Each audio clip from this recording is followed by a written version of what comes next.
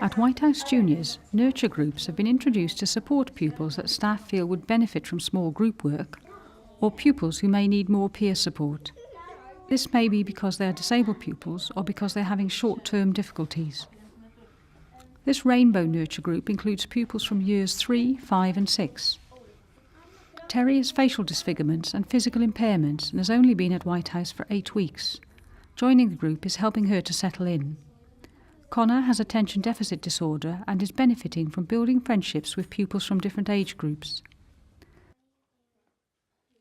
The Rainbow Group increases pupils' awareness of each other's needs, and it's a relaxed environment where pupils can talk to each other and the trained teaching assistants who support them. Terri's impairments were caused by a house fire. Before Terri started in Year 3, Changing Faces, an organisation which supports children and adults with facial disfigurements, was invited into school to run staff training. The class teachers, it was an opportunity to talk about how to handle questions that other children might ask. And what was quite useful was it allowed us to think about how we would prepare children coming into the school who haven't grown up with Terri. When you have children come in from elsewhere, it can be quite hard for them because they're not familiar with her, and it is that sort of initial meeting with her and their reaction that we wanted advice on how to handle that and just really reassure them it's all right for them to, to look, because that's the natural reaction of the children, but then, just to be aware that obviously she doesn't want them going around staring at her. Out of school, Terri and her dad have the support of a counselling service if they need it.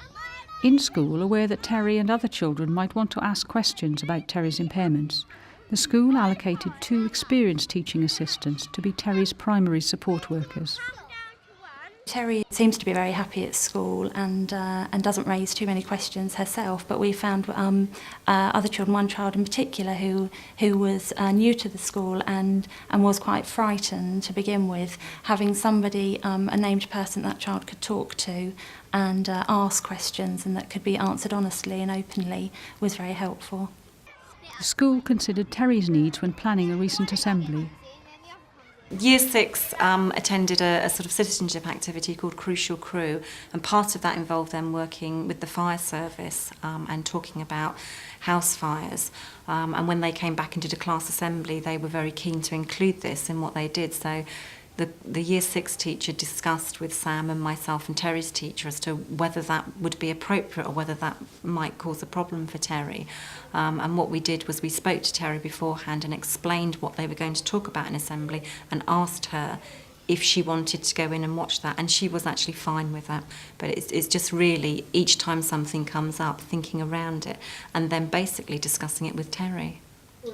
Although Terri has only just started at White House Juniors, the school is already making links with the local high school to ensure that they are aware of her needs.